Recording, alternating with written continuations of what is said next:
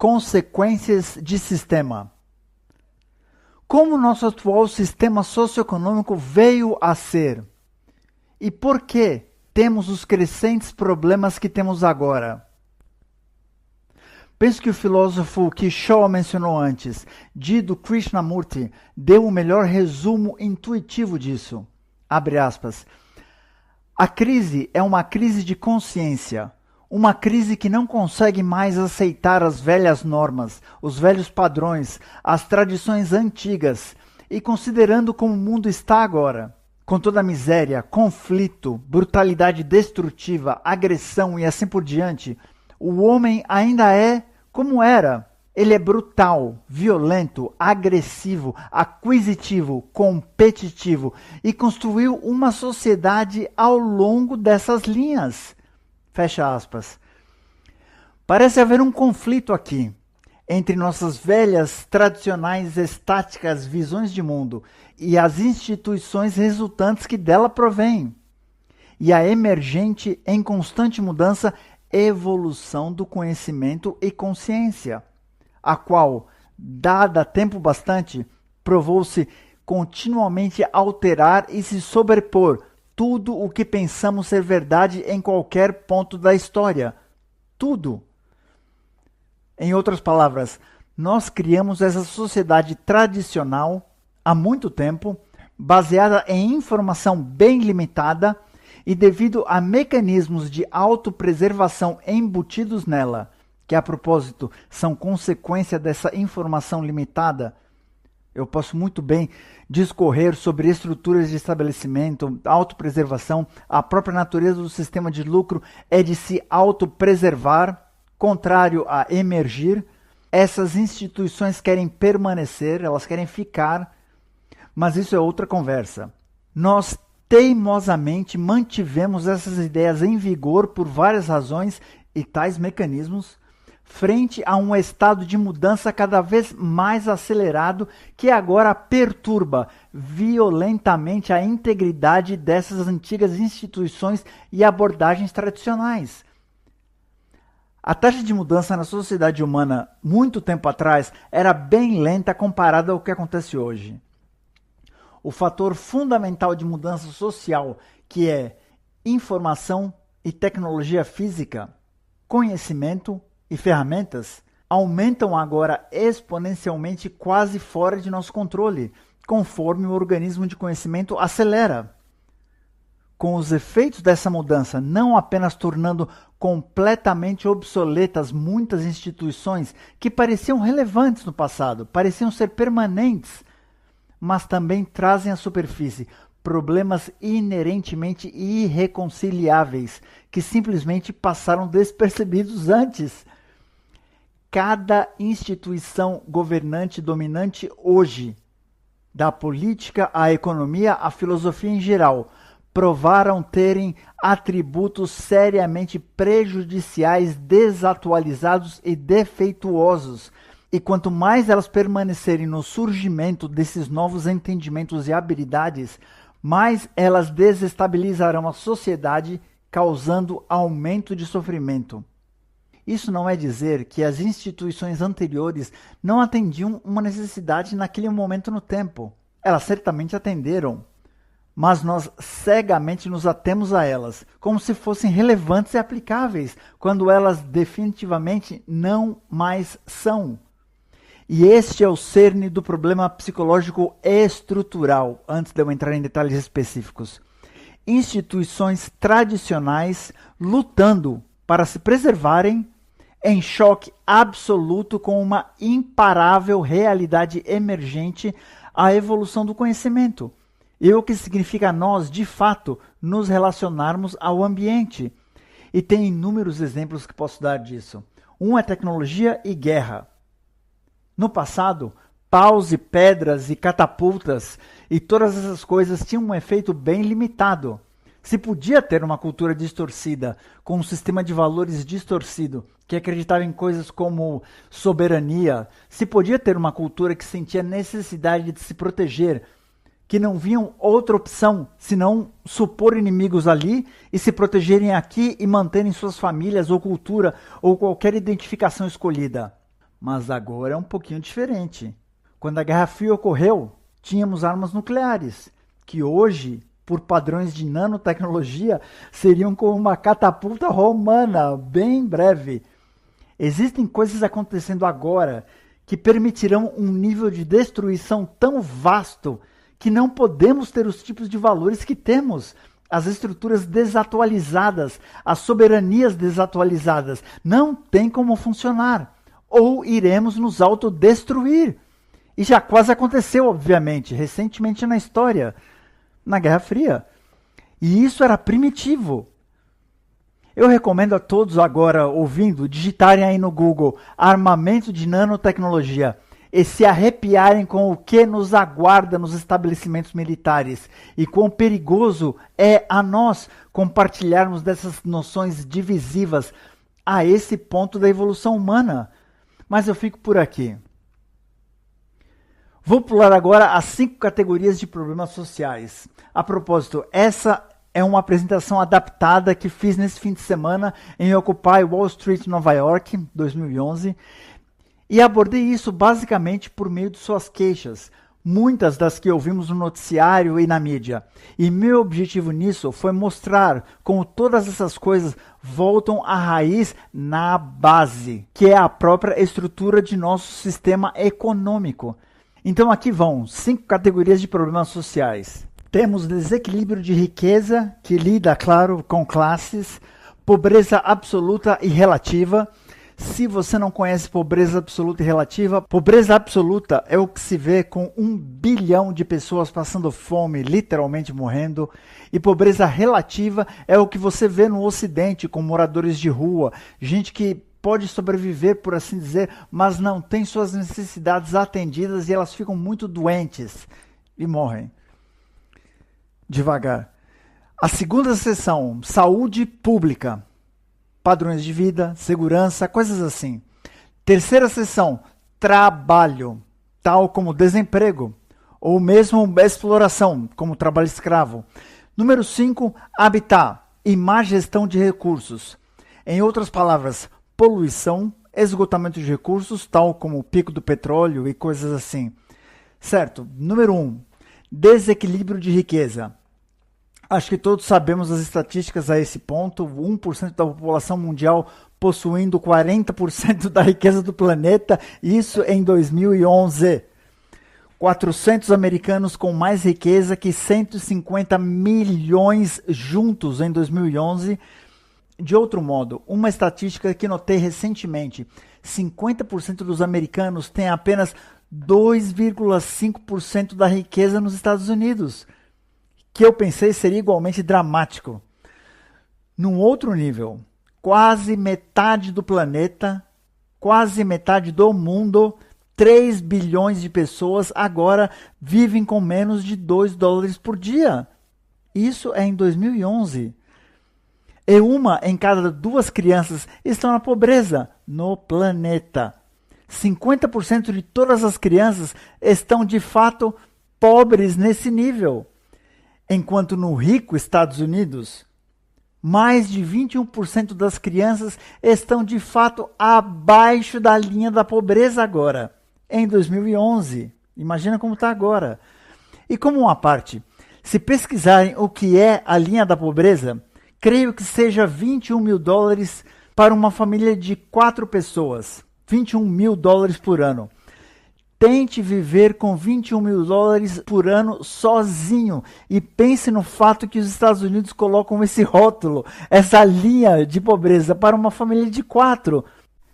Esses $21 mil por ano no Brasil é o que chamam de salário mínimo, que eu não sei quanto que é por ano e com certeza é muito menor, o que significa que o Brasil é ainda muito pior do que já é uma merda lá no norte. Então a gente sabe para onde o trem está arrumando e quais as soluções inerentes que precisa aprender. Seguindo, se pode extrapolar o que pobreza real é na verdade, se você fizer alguns cálculos de padrões de vida. Tais deprimentes estatísticas, elas continuam e eu posso falar sem parar aqui. Eu resumo esse problema globalmente dizendo que alguém morre de fome a cada 3,6 segundos no planeta. Como Gandhi disse, a forma mais letal de violência é a pobreza. Fecha aspas. E a pergunta é, por quê? Eu gostaria de fazer 2 perguntas para apoiar o fator de porquê. 1. Quais são os fatores que contribuem para a pobreza e privação? E 2. A existência de pobreza e privação serve um papel benéfico com respeito ao nosso modelo econômico atual? O mito comum sobre pobreza é que não tem comido bastante, tem gente demais, nossos métodos de produção não são suficientes o bastante, aparentemente para atender às necessidades de todos. Bom, se alguém tomar um momento, descobrirá que não há evidências para apoiar quaisquer dessas conclusões. Nós temos eficiência de produção cada vez maior, mesmo com métodos antigos que ainda usamos, sem mencionar os incríveis métodos no horizonte. Nós já produzimos muito mais calorias hoje que podem facilmente alimentar bem acima da população mundial atual. Então, o problema não é técnico. O problema é claramente econômico. E enquanto as organizações que combatem a pobreza continuam a apontar vários efeitos que criam pobreza, tais como o preço das comodidades, ou a dívida externa, ou a austeridade, ou o declínio econômico, ou custos de saúde no sentido de pobreza relativa e perda de emprego, etc. Raramente a própria mecânica de nosso sistema econômico é posta em questão. Com relação à segunda pergunta, não apenas esse sistema gera pobreza e crescente desigualdade de riqueza por seus mecanismos inerentes e lógica interna, ele, na verdade, tira vantagem dessa privação para se auto-perpetuar. Deixem-me perguntar-lhes, quem foram os primeiros trabalhadores no modelo de troca de mercado, historicamente? Escravos. Escravos, na visão do mercado, significava a capacidade de reduzir custos para o produtor. Na terminologia moderna, hoje, é chamada de eficiência de custos. Para que produtores concorrentes busquem lucro, adquiram lucro, eles têm de cortar seus custos por quaisquer meios que possam, para que possam ser competitivos.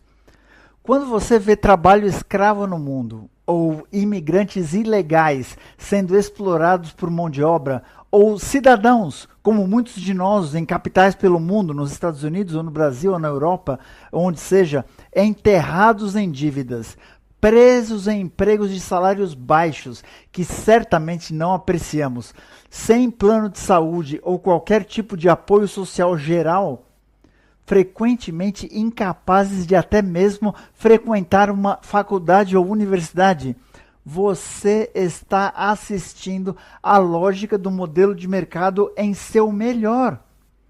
A palavra-chave aqui é escassez. A escassez geral de bens e recursos significa um maior valor, menor capacidade de compra. E escassez geral de renda e emprego significam maior demanda, mais privação e, portanto, mão de obra mais barata. Portanto, exploração. Entendeu? Espero que faça sentido. Dito de outra forma, o sistema não seria capaz de operar se houvesse qualquer tipo de equilíbrio básico com necessidades humanas sendo atendidas. A escassez é necessária para manter a eficiência de custos e valor do produto alto. 2 elementos que continuam a reforçar a incapacidade das pessoas conseguirem o que precisam. Nas palavras do economista Marshall Sahlins, abre aspas, o sistema industrial de mercado institui escassez de maneira completamente incomparável e a um grau que nenhum outro lugar se aproxima. onde produção e distribuição são organizadas através do comportamento de preços e todos os meios de subsistência dependem de ganhar ou gastar dinheiro.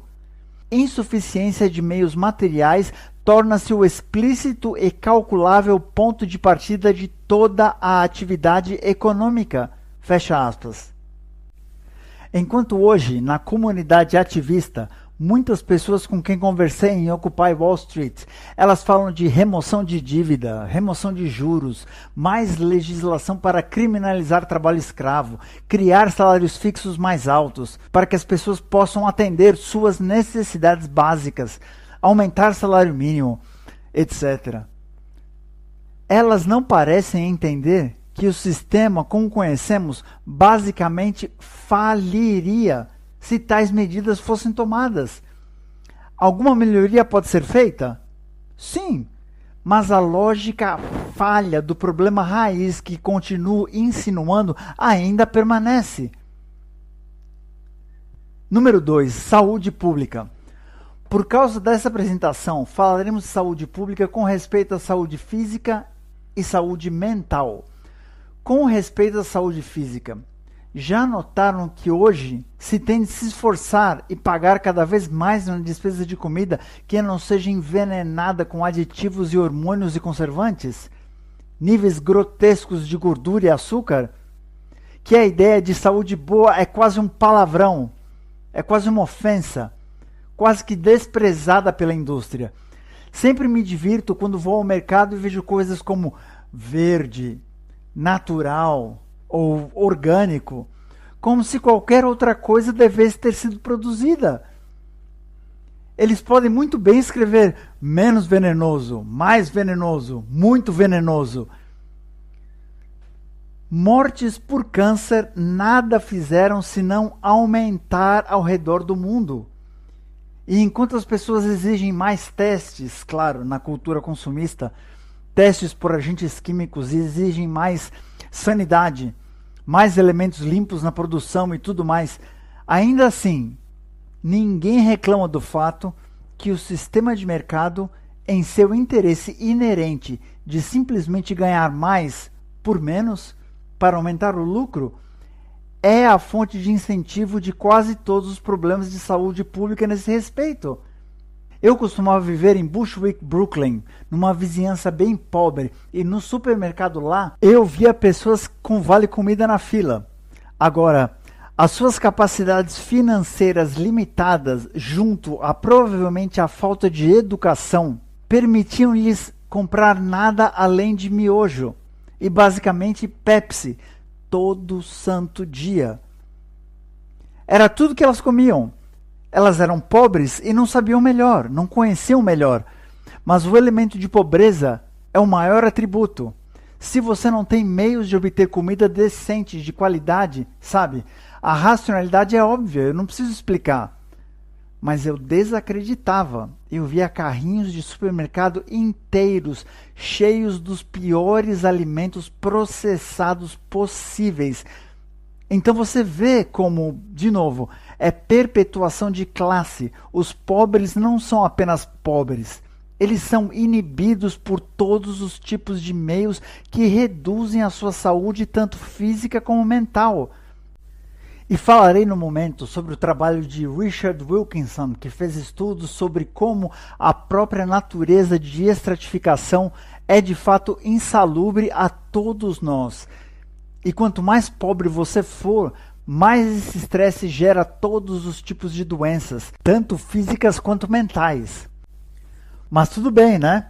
Porque tratamento de câncer de pulmão, diabetes, criam empregos, eles criam crescimento econômico, eles aumentam o PIB.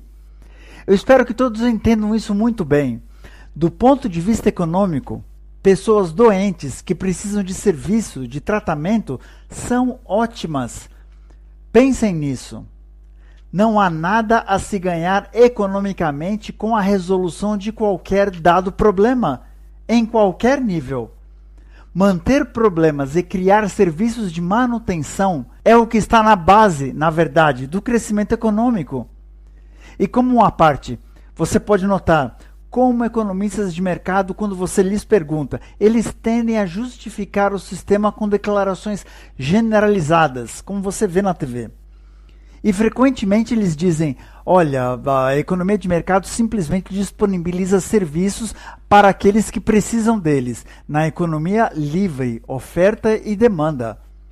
Então, se você precisa trocar o para-choque do seu carro, você simplesmente contrata um mecânico. Porém, raramente se ouve eles falarem do outro lado da moeda. A visão ignora o fato que o mecânico que troca o seu para-choque precisa que você venha e lhes dê trabalho. E a que ponto, em desespero da escassez, tal mecânico justifica, digamos, vender para-choque de má qualidade, que se desgasta mais rápido, apenas para ter mais trabalho? Agora, as pessoas imediatamente dirão, ah não, mas isso é imoral. Isso é antiético. Mas essa é uma noção verdadeiramente relativa aqui, porque nenhum produtor é de fato capaz de produzir o melhor de nada no sistema de mercado, porque o mecanismo de eficiência de custos que define a natureza de manter lucratividade no mercado competitivo, simplesmente cortando custo aqui e ali, para se assegurar de produzir algo barato bastante, mas não de alta qualidade bastante, porque se perde participação de mercado, porque outros estão competindo contra você. Espero que faça sentido. O próprio ato de se fazer isso produz produtos inferiores logo de cara. Mesmo se tentassem fazer o melhor, eles não conseguiriam, dentro da própria dinâmica do que o sistema de mercado faz. Um computador morre aproximadamente 3 anos depois que você compra.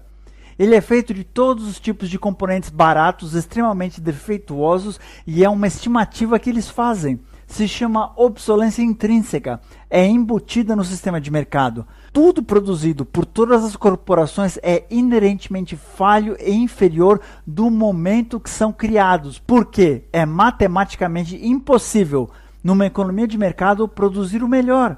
Você não seria capaz de competir, seria caro demais, devido à natureza do sistema aumentar preços conforme os valores de recursos aumentam. Não posso reiterar isso o bastante. Então, um mecânico engajado no que se chama obsolescência planejada faz um trabalho ruim para que você retorne, ou lhe vende um produto com defeito, que é apenas uma extensão da própria natureza do que o próprio sistema faz inerentemente. Então, aonde está o julgamento moral ali? É somente uma questão de grau. O sistema prospera na manutenção de problemas, é a questão que explico aqui. Não se quer resolver problemas, se quer mantê-los. Tenha isso em mente. Se trata de dinheiro, não saúde ou sustentabilidade. Abordando saúde mental. A quantidade de pessoas tomando antidepressivos e remédios anti-ansiedade parece continuar a crescer também. Por quê? A palavra-chave é estresse. Como a maioria dos psicólogos apontam de uma maneira ou outra, estresse é um assassino mortal e combustível da maioria de problemas de saúde mental que vemos, guiados pelas condições do ambiente. Embora estudos sobre desordens de saúde mental induzidas geneticamente sejam quase que universalmente desencadeadas por algum tipo de reação ao estresse na juventude da criança ou mesmo em idade adulta. Bom, não precisa ser gênio para ver como, e todos já provamos de estresse em nossas vidas, como cria comportamentos neuróticos, pode causar todos os tipos de desligamentos dentro do espectro emocional, nos torna erráticos, facilmente levam à depressão, que penso todos no planeta já tiveram, a um ponto ou outro. Portanto, temos essas sociedades incrivelmente estressantes que criamos baseadas nesse sistema, e a sobrevivência em si, se realmente pensarem nisso, no contexto mais amplo, que não dá para entrar agora, nós criamos um ambiente quase que idioticamente estressante, que nem é necessário, dado que o modelo de mercado na raiz se baseia nesse desequilíbrio, se baseia em estratificação, se baseia na escassez, que criam estresse e criam problemas de saúde mental. Eu, de novo, posso ir muito longe nessas tangentes aqui. Por exemplo, pressão absoluta. Preocupação com dinheiro é a causa número 1 de estresse em geral. E claro, por que não seria? Estatísticas feitas desde o início do colapso econômico de 2008 encontrou, de fato, uma correlação com taxas de suicídio. As pessoas tendem a se valorizarem também por seu emprego. E elas perdem o senso de valor quando perdem seu emprego. Há uma série de casos nos últimos anos de pessoas que mataram outras e suas famílias inteiras só porque perderam seus empregos. Isso é realmente necessário? Quer dizer, podem haver atributos de inibição embutidos nessas psicologias para começar, mas o estresse desse sistema está levando as pessoas a extremos. Num mundo onde podemos criar uma abundância das necessidades de vida, proporcionar paz de espírito a todo mundo, sabendo que não precisam passar fome, sabendo que ninguém na família vai passar fome, que não é baseado no maligno sobrevivência do mais forte, que é baseado na noção tradicional totalmente falha de que simplesmente não tem o bastante a todos. É de fato necessário aguentar essa consequência psicológica? E então temos a pressão relativa, não a pressão direta de estar sem grana ou perder emprego, mas a pressão relativa. E isso vem na forma de estresse psicossocial, como eu aludi anteriormente, que trata-se de estresse causado por como as pessoas pensam sobre si mesmas e seus status, o que é uma noção cultural com respeito aos outros, e tem enorme quantidade de dados existentes nessa questão, por um homem chamado Richard Wilkinson. E o que ele descobriu foi que quanto maior a desigualdade de renda entre as pessoas numa sociedade, maior o nível de todos os tipos de distúrbios debilitantes mentais e de saúde, sem mencionar violência e crime. Basicamente, tem uma forma de estresse que surgiu porque somos tamanhos organismos sociais, nós somos profundamente sociais. Se há algo que se pode dizer está embutido em nossa natureza humana, é que somos profundamente sociais. Se você tem um filho que nasce e esse filho não for tocado, essa criança vai morrer. Não importa se essa criança for alimentada, não importa se essa criança mora numa boa casa, por assim dizer, um abrigo, bem abrigada. Se não há contato com humanos, a criança morre. Está embutido em nós, nós somos sociais. E isso se manifestou como um atributo de estratificação, aonde você liga a TV e vê alguém com uma mansão de 50 quartos e 2 jatos estacionados na frente da casa, de outra volta, a propósito. E você foi condicionado pela cultura geral que isso é o que sucesso é. Então você começa a sentir estresse por aquilo, e isso causa todo tipo de comportamento neurótico, as ciências descobriram. O resultado final, de fato, é que nosso sistema de classes, que é um subproduto natural, quase um atributo definidor de nosso modelo econômico, parece ser literalmente insalubre por sua própria manifestação. Isso é, de novo, noções tradicionais em conflito com conhecimento emergente. As pessoas me dizem, você é contra classes, você deve ser um marxista ou comunista. Eu respondo, não, eu sou contra classes porque cientificamente faz mal à saúde uma sociedade se comportar assim. Se você quiser viver numa sociedade segura, com menos taxas de homicídio, menos doenças mentais, menos basicamente tudo que seja negativo, tende a haver equilíbrio, igualdade e igualitarismo funcionando. É uma realidade científica. Ponto. Número 3. Trabalho. É interessante a mim quantos, especialmente no movimento Occupy, onde falei no último fim de semana, e por todo mundo, obviamente, com numerosos levantes e desestabilizações, que a questão trabalhista é o ponto de foco. onde as pessoas reclamam com seus governos, dizendo: aonde estão os empregos? Vocês não fazem bastante para criar emprego. Como se governos tivessem alguma coisa a ver com esse elemento do sistema de mercado.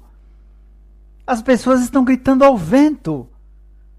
A primeira coisa que todos precisam entender é que a única coisa que desempregou qualquer um de nós, numa visão ampla, foi tecnologia. Por quê?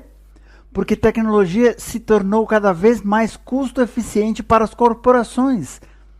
Alguns economistas argumentam, e ouço isso o tempo todo, que progresso tecnológico funciona em ambas as partes. Ele substitui o emprego humano por um lado e cria novos empregos por novos meios por outro lado. Embora isso fosse verdade no passado, antes do aumento exponencial começar a acelerar, a tecnologia agora está nos deixando para trás. Nossos cérebros e habilidades e processos de aprendizagem simplesmente não são rápidos o bastante para acompanhar o que agora é possível com esta coisa linda que criamos, que de fato desafia a própria base do que estamos fazendo. Quanto mais mecanizarmos, mais produtivos nos tornamos. É completamente irracional a nós não fazermos isso. Isso significa, literalmente, que é a hora de sairmos do sistema de trabalho por renda como o conhecemos. Está completamente obsoleto. Não só está se tornando cada vez mais ineficiente, mas também simplesmente não será capaz de manter a maioria das pessoas empregadas nesse planeta. E o fato de que corporações continuarão a mecanizar, de novo, por nossa cobiçada eficiência de custos, não dá para vencer essa. Ray Kurzweil trouxe uma ótima estatística onde fala sobre o aumento exponencial da aplicação de tecnologia e a dramática redução de custos dessa tecnologia, onde uma calculadora que foi inventada, acredito que custava cerca de $600 várias décadas atrás, agora é difícil até pagar por uma, porque se pode obtê-las de graça. Então a questão torna-se, e esta é a defesa, na verdade, pela maioria dos economistas, eles dizem: bem, a diminuição do custo da tecnologia nos permite produzir mais e, portanto, criar mais com menos custo. Mas não existe nenhuma correlação um por um que eu encontrei ali. Não se pode assumir, não se pode supor que num ambiente de mercado, que é baseado em lucro, por competitividade e maximização estratégica, diga-se de passagem, que de algum modo eles serão lenientes e cobrarão exatamente menos com base na proporção do que lucram, usando aplicações tecnológicas. Espero que faça sentido. É completamente irracional pensar assim, porque os motivos são contra. Mas isso é normalmente o que economistas dizem. Tudo que digo é: muito bem, olha ao redor. A única razão a qual as pessoas estão desempregadas nesse planeta é porque foram substituídas por tecnologia. Ponto. E falo no amplo escopo da história. Se quiserem voltar a ser fazendeiros, eu garanto que seremos todos empregados. Mas vocês querem fazer isso?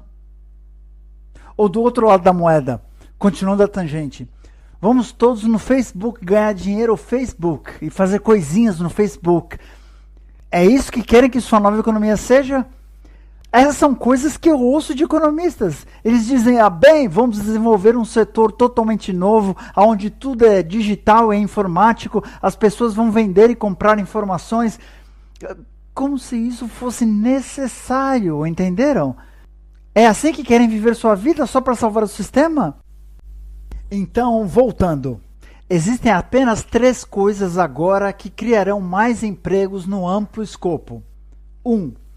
Temos de cortar a jornada de trabalho, para que outros possam trabalhar, o que, aliás, foi proposto durante a administração de Franklin Roosevelt na Grande Depressão, nos Estados Unidos, e rejeitada sumariamente, e ele foi chamado de socialista. 2. Pararmos a mecanização, que, por sinal, também foi proposto durante a administração Roosevelt. De fato, apresentaram um projeto de lei que parasse invenção, que pensei ser a coisa mais hilária de todas, ou como aludi antes, criarmos um mar de ocupações completamente arbitrárias e condicionarmos a cultura a apoiá-las como relevantes. Não sei, duas coisas que descobri recentemente. Publicidade e Wall Street são ocupações completamente sem sentido, que não fazem nada, não criam nada, não contribuem com nada. E, na verdade, apoiam valores opostos ao que continuaria sustentabilidade e progresso. Ainda assim, Wall Street, Bolsa de Valores e publicidade são duas das maiores indústrias na face da Terra, com respeito a quanto em dinheiro circulam e recebem. Se isso não for um sinal para onde rumamos, eu não sei o que é. No final, no que me diz respeito, é que o sistema de trabalho por renda, que é a base da economia de mercado, tornou-se obsoleto e poderíamos nos adaptar e mudar o sistema enquanto esta emergência se desdobra, compensando pela mudança, ou vai simplesmente desabar por si mesma. Pelo ritmo das coisas agora, os empregos não voltarão. Eu não os vejo voltando. Não tenho ideia de como possivelmente voltarão. Porque tudo vai contra a empregabilidade humana agora. E número 4, o sistema financeiro. Esse é curto. Como sabemos, dívida e juros são invenções, regras de um jogo que criamos a nós mesmos ao longo do tempo. No entanto, as consequências desse jogo, claro, são extremamente reais conforme jogamos. E o bem-estar de nações inteiras estão em questão agora, devido à sua existência. Eu não vou entrar nos pormenores de resgates bancários e medidas de austeridade, ou o fato que cobramos juros em dinheiro que emprestamos, que nem mesmo existe na oferta de dinheiro, fazendo um buraco negro de dívidas que é matematicamente, literalmente impossível de pagar. Eu espero que todos aqui saibam disso. Se olharem os mapas de dívida, é por isso que eles estão ali. Mas minha pergunta a vocês é uma nova que faço. Como você operaria um sistema de mercado sem juros e dívida? Isso foi algo que me ocorreu recentemente. Quando se pensa na mecânica do sistema, como ele funciona sem juros e dívida? Se dinheiro não for emprestado a juros, como ele é vendido? Como fica a preservação da filosofia de mercado, onde tudo está à venda, preservada? Aonde fica a troca? Se dinheiro não for criado por dívida, de onde vem o seu valor? Porque é isso que a dívida é. É um valor paralelo que é extraído. Como se compra dinheiro sem dinheiro? Também conhecido por dívida, em outras palavras.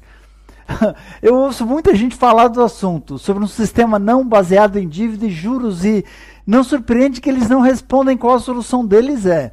Porque ainda estou para ver qualquer solução que faça sentido dentro do sistema de mercado, preservando o que o ethos do sistema de mercado é, o mercado livre. Parece que a dívida em si é o valor e os juros é o ganho, o lucro. Assim como uma mesa que se compra tem valor e o preço do vendedor te dá o lucro, então não faço absolutamente ideia como isso possa funcionar quando me trazem isso. É estruturalmente falho. Aqueles que querem descobrir outras maneiras de fazer isso, eu estou aberto a sugestões. A única coisa que se pode fazer é perdão de dívida, periodicamente. Então, se tem a coisa toda explodindo como agora, se perdoa todas as dívidas e se espera, explode tudo de novo, e se perdoa tudo e espera, e se explode tudo de novo. Mas isso é saudável? Número 5. Habitat e má gestão de recursos, poluição, esgotamento de recursos. Isso retorna ao nosso infame mecanismo de eficiência de custos, novamente. Assim como empresas necessitam inerentemente de dar atalhos para reduzir custos na produção, a mesma lógica se aplica a como se relacionam com o ambiente, de onde obtêm seus materiais para vender, sem mencionar protocolos dos resíduos, poluição e negligência ambiental que são contínuos. Tais são literalmente sempre baseados em economizar dinheiro. Isso acontece literalmente sempre baseado em economizar dinheiro. Enquanto possam parecer moralmente questionáveis no curto prazo, nestes argumentos éticos que continuam surgindo, eles são apenas extensões da mesma motivação. Eu posso lhes dar todo tipo de exemplos onde poluição e esgotamento de recursos são utilizados sem ninguém pensar na corrupção. Eles simplesmente parecem normais. Se for recompensado no sistema e economizar dinheiro, será feito de alguma forma, não importando quantas leis se façam. Ponto. É apenas uma questão de grau.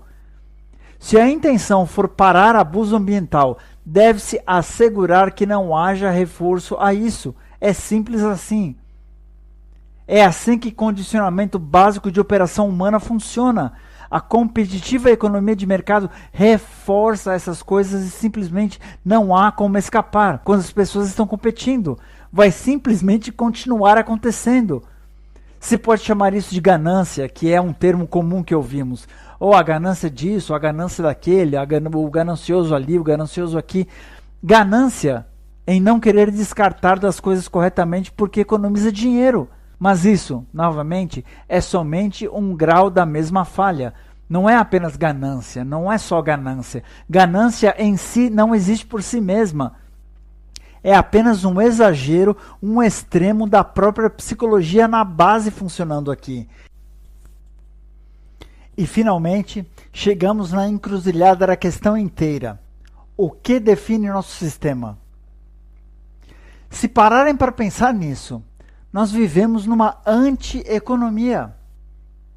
A palavra economia significa gestão de uma casa, gestão de um lar. Significa ser estratégico em como usamos nossos recursos e como cuidamos do habitat.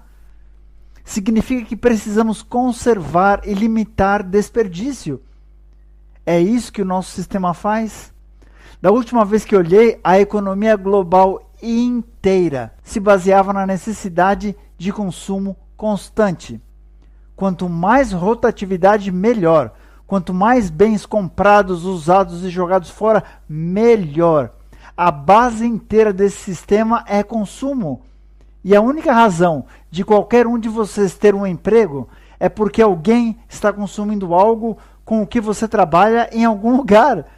Seja um serviço, seja um bem produzido numa fábrica, não existe nada no incentivo embutido na estrutura de nosso modelo econômico que procure preservar ou criar qualquer coisa que seja a melhor, de longa duração ou resolver problemas. Colocando numa frase: preservação, eficiência e sustentabilidade são inimigos do sistema de mercado que compartilhamos.